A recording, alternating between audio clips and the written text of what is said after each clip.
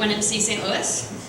And we're going to hear a little bit more from the Kaufman Foundation, maybe. Maybe not. What? Oh, there we go. New sound? You have to narrate it now. The city creates a great energy here to see what's happening across the country. What I've learned from other entrepreneurs is very, very valuable. Sitting in a room with other people that have ideas too, it helps people to rethink, you know what?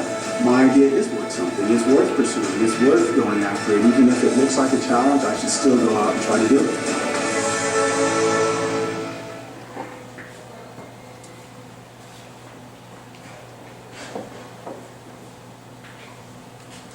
So again, Kaufman Foundation is the curator of this program. And just for those of you that are new, the way it works is this morning we'll have two presenters. Each presenter has 6 to 7 minutes to tell us about their company, what they're up to, and how the community can help. And then we have about 15 to 20 minutes of Q&A to find out more about them. And so it's a really easy way to introduce yourself to the community, and also, I think, a non-threatening way to be a participant and give your feedback as well. So since this is our first day at T-Rex, I want to give Patty Hagan, the Executive Director and President of T-Rex, a second to welcome us. Thank them for being our space sponsors. Hi everybody. Well, we just want to welcome 1 Million Cups and thank I-10 for bringing the program here to T-Rex, and welcome all of you, of course. If you're new to T-Rex, just real briefly, we're a nonprofit organization focused on building economic development in the city of St. Louis through entrepreneurship. So we mostly focus on technology-focused businesses, as I-10 does as well, so we're very close partners with I-10, and we're really proud of that, and just love working with Francis and Melissa. So without further ado, let's proceed. Thanks, Patty. Okay, if you haven't already, I ask that you go to the 1 Million Cups St. Louis website and you click follow, so you can get the updates on who's presenting in the next week, you know, if there might be bagels, if there's snow and we're not venturing down here, those sorts of important communications. And also, we're looking to expand the organizer team.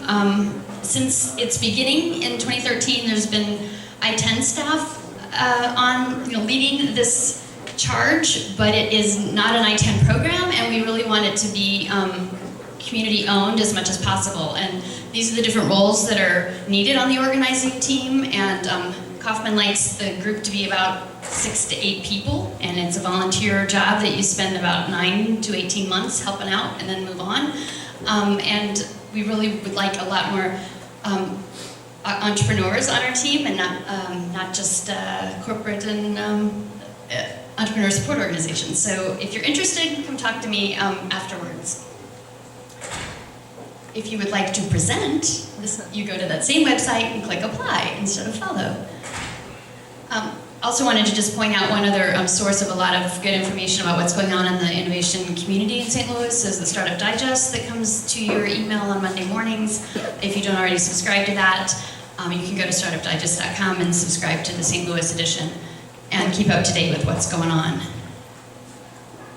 And without further ado, and babbling from me, I want to introduce Amanda Patterson from TheCallList.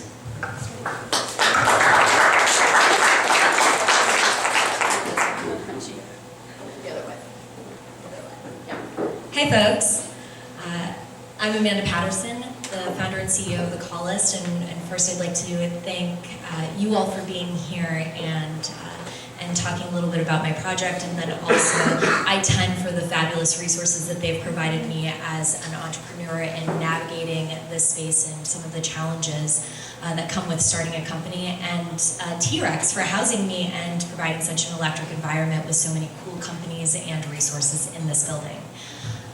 So again, Amanda Patterson, and just by way of introduction, I've spent the majority of the last 10 years in management consulting, Fortune 100, Fortune 500 companies, spending most of my time in New York and New Orleans. New York for work, New Orleans largely for leisure, and and during that time, I developed a friend group of varied persuasions, one of whom is a performance artist, and when he gets into character, he tends to FaceTime his friend fan base all over the world. So you could be in Switzerland or at a client dinner in Manhattan, and no matter what, you pick up this call. And when I started receiving these calls, I started to think about how he could call multiple people at once, but maintain the collective energy of his digital audience. And I couldn't find a solution, so I built one.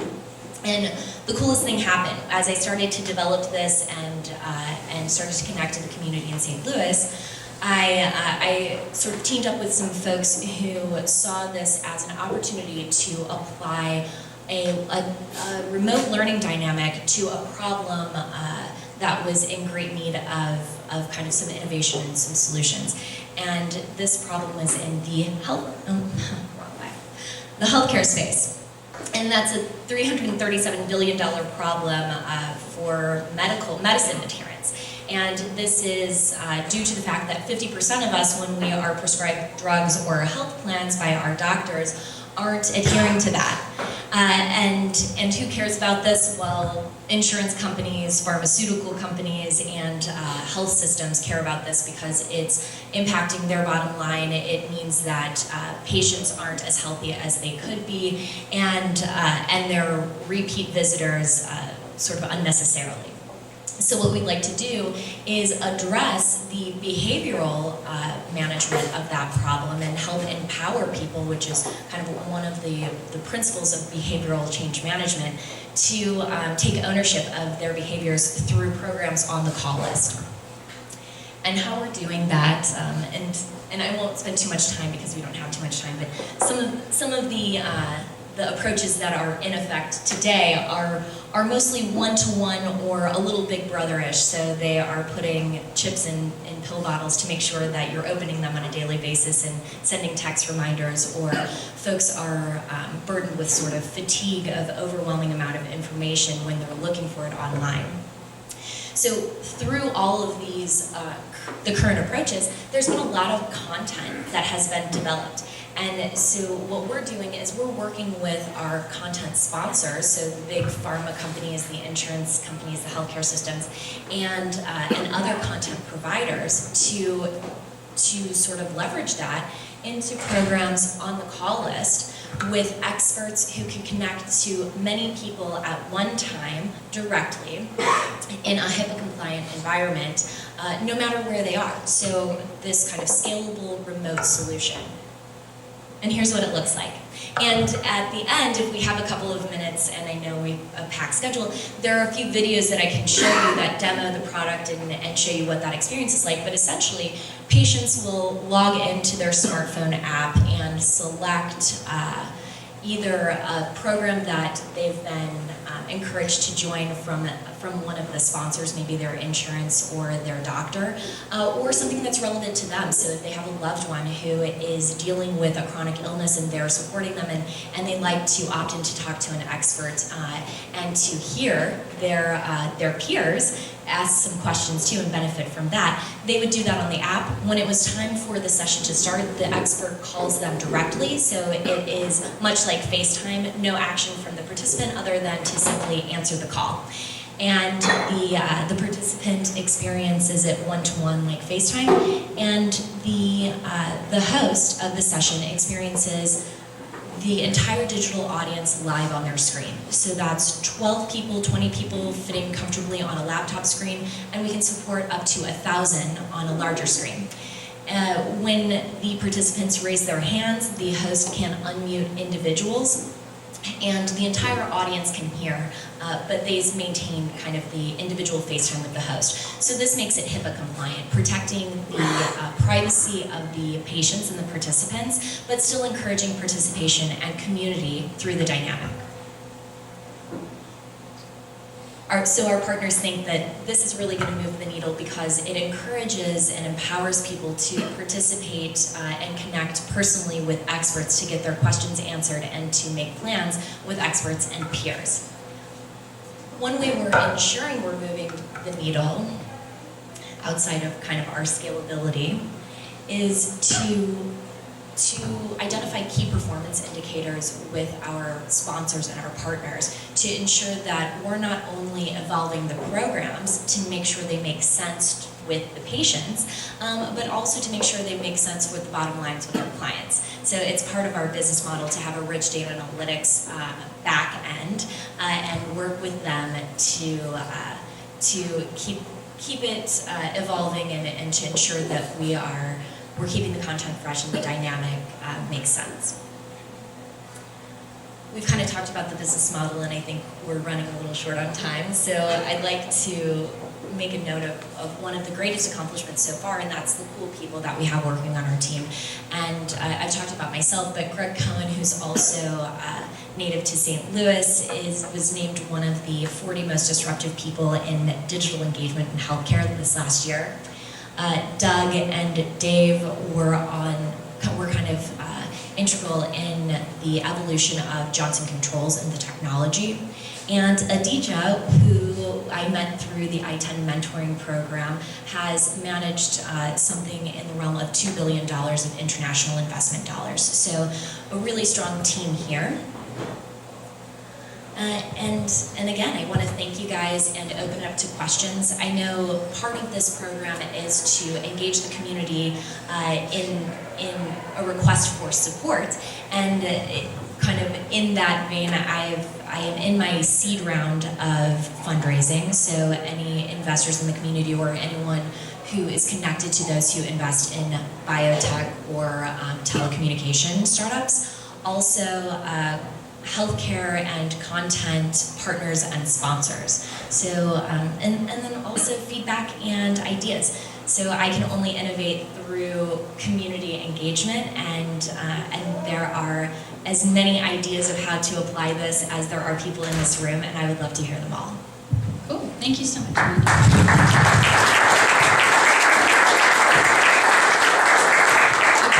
So now we'll open it up to questions for Amanda, and just as we are videoing, I'm going to walk around with the mic so we can make sure we hear questions clearly on the mic and it's picked up on the recording. Who wants to start? Where are my staples at? Hi. So when we last talked about this idea several months ago, so it's pivoted a little bit. So can you tell me a little bit more about the pivot to like healthcare and what you're really seeing with telemedicine, which is like very crowded, very highly regulated industry? Like, what opportunity do you see such that you switch from more like a consumer sort of thought leader model?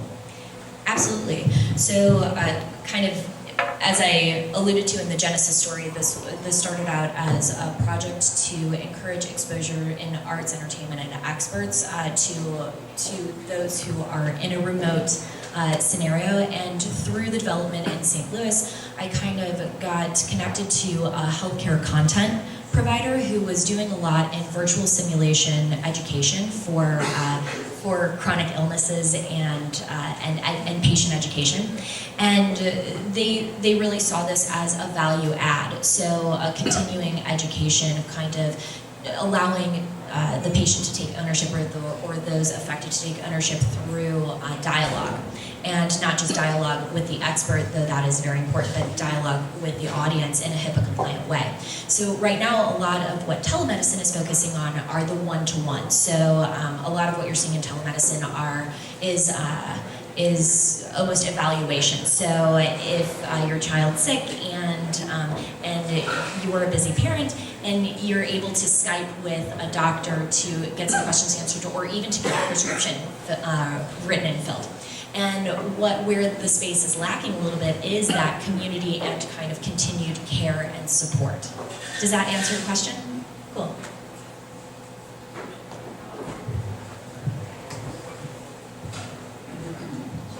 Great presentation. I enjoyed it. Thank you. I think I've talked to you before. My brother is pretty high up in management at Evolent, and they've thought about this sort of implementation.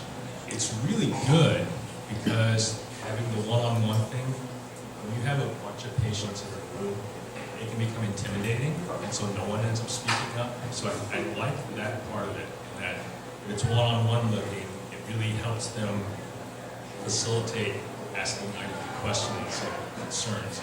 The problem you'll have is the opposite. Because it's a one-on-one experience, you will end up getting lots and lots of the same questions because your patients are going to be distracted. You'll have kids dragging around, you'll have pets running around, whatever. So how do you have an intermediate layer of some sort that filters that out? Because otherwise it kind of bogs down from experience.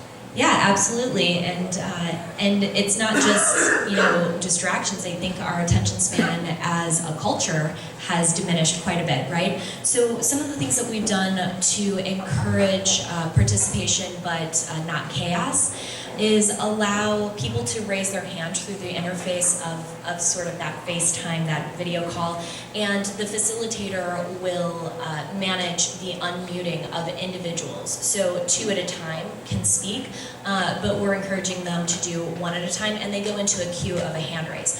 When they're called on, essentially, virtually, the phone buzzes, so it sort of is meant to startle them a little bit and grab their attention. And also, the button changes from a hand raise to a microphone with a green gradient that tells them that they're on and they're being broadcast to the audience. Did that answer your question? Anyone else? Yeah? You hit on HIPAA security. How are you handling the privacy and security aspects? So we've teamed up with another local organization, HIPAA eTool, who Paul Hales, who runs that organization, is one of the foremost authorities in HIPAA compliance. He's an attorney, and he's taken a look at the platform and also taken a look at the sign-on. So what we've done is create a database that has protected the privacy of all of the identifiers, and anyone everyone has signed a HIPAA release form, and essentially what that does at the doctor's office is ensure that they're not going to share your information with anyone you don't want them to. And from our perspective, that means we won't be doing any direct marketing to them. We will be aggregating the information on the back end for data analytics, and that's well within the scope of that regulation. From a dynamic perspective, we're protecting the privacy because the audience is able to hear each other and not see each other. So they only give the information verbally that they choose to give, and the host doesn't have any personal information other than what they see on the screen. And the host is bound by HIPAA compliance as well. Anyone else? What's your revenue model? How you make money? Sure. So from the healthcare standpoint, we partner with large organizations who are looking to move the needle on this $337 billion problem and spending about $15 billion as individual organizations on marketing and patient or consumer outreach. So large organizations like Novo Nordisk or Eli Lilly would sponsor the content, and we would partner with them and their client engagement or patient engagement teams, or someone like Vivint Health, which is a local organization who would facilitate and we work with them to design the programs. So the large organizations will prepay for sessions. $60 is probably the likelihood of a session for 20 patients, and we're at about a 90% gross profit margin. Answer your question? I mean, certainly anyone interested, I'm happy to get into that discussion. Anyone else?